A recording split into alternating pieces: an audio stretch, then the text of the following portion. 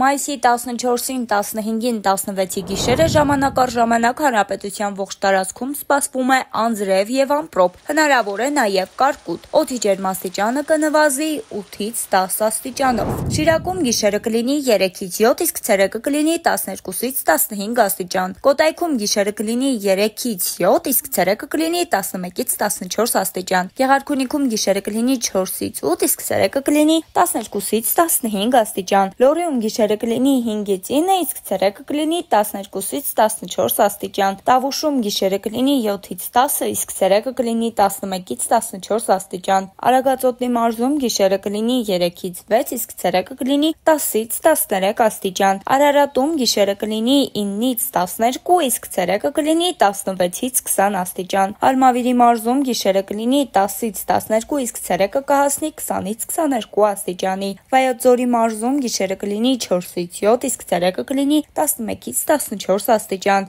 Սյունիքում գիշերը կլինի 5-ից 7, իսկ ցերեկը կլինի 11-ից 14 աստիճան։ Դե ինչ հաճելիորեն ենք մաղթում, մնացեք Օրագիր Նյուզի հետ։